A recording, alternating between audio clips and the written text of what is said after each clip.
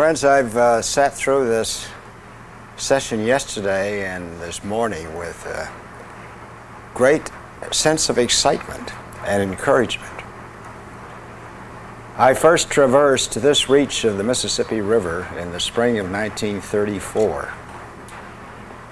I had completed my graduate formal work at the University of Chicago and was beginning an assignment with an ephemeral national planning agency that was writing a report on floods on the Mississippi River that year. And I think my first meeting on Mississippi River floods was along about the late spring of 1934. And I, against that background, look back at what's happened partly before and partly since.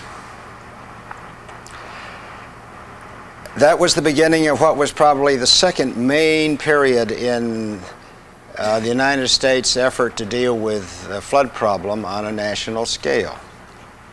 The first major period began in the 1860s with the Humphreys and Abbott proposal for levees-only control of floods on the Mississippi River that prevailed until the Great Flood of 1927. Which caused havoc from Cairo down to the Gulf and led to a reconsideration of the policy that had then prevailed, both through local levee builders and through the Corps of Engineers. And in 1927, on the heels of that flood, the Congress passed an extraordinary piece of legislation not to deal with flood losses, but to initiate a series of basin studies, of comprehensive ways of looking at water problems in the nation as a whole. The first of those studies to get completed, that had been put into action by 1933, was on the Tennessee River. It was the origin of the Tennessee Valley Authority, which then later became the first national agency to be concerned with a comprehensive view of ways of approaching floods. In 28, the levees-only policy was reversed, a program of national construction was foreseen, and by the great floods of 1936 on the Ohio Valley and other parts of the nation, New England, one had the Flood Control Act of 1936, which set in operation a huge array of activities to build levees, channels, floodways, reservoirs to control floods in the United States. And that was the dominant theme for the meetings that one attended about floods in the United States all through the 30s and the 40s and the 50s. And then in the mid-60s, there came a time of kind of sober reassessment in which people began asking, is this doing what we hoped it would do, and in ways that we hoped would be effective from the standpoint of the welfare of humans that live in the floodplain?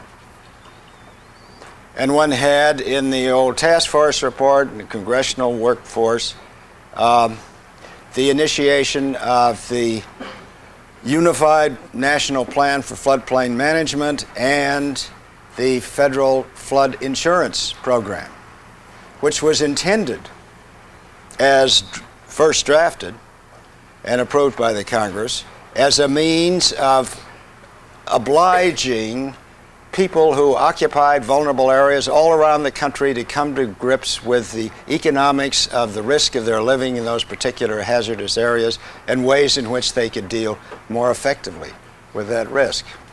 Didn't work out that way, as it turned out. But it has prevailed now for 25 years. And I think that this year we are seeing the beginning of a fourth great period in ways of dealing with the flood hazard problem in an integrated fashion in the whole floodplain regional environment.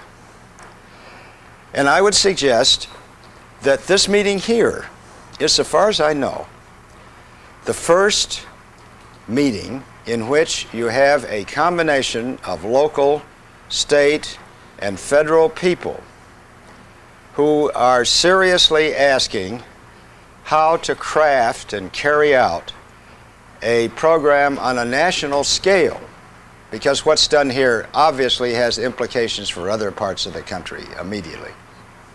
On a national scale, not just Iowa, but the Mississippi Valley and other parts of the country. A program which tries to take into account the human values, the local resource decisions, the whole pattern of local community management as it's related to flood hazard. And I believe it's correct to say that this is the first meeting where this set of issues has been tackled in an integrated fashion by this array of individuals who are concerned with that common problem. Well, I don't know how many of you will be able to look back 10 years or 20 years or 30 years or 40 years later to this meeting. But I'd like to suggest that I think you will be able to look back and say you were present at the first truly national meeting to address this problem in this new mode, which is, I am convinced, going to prevail now for many years to come. And as you do that, I hope you will not only be able to say that you were present in this session, but I hope you'll be able to find satisfaction in what's happened since. And I think there are at least two lessons beyond all of these local lessons that I've heard relayed with such skill and insight this morning about the way in which a national effort of this kind can be carried out. One lesson is you have to continually remember to involve the whole array of agencies and factions in the nation who are concerned. You can't go through the process of letting the Soil Conservation Service and the Corps of Engineers operate virtually independently for the same reaches of the river. You can't go through the process of saying what the Corps of Engineers does is of no concern to the Department of Urban Housing or the local community affairs group. And this calls for a persistent amount of communicating with, keeping informed other sectors of our society. The other lesson that I think we can learn, and we have learned dramatically and painfully from the failure in many sectors of the whole federal insurance effort, is we need to repeatedly make critical assessments of what we've done and how we're doing, and to face up to where we've made mistakes and where we can correct.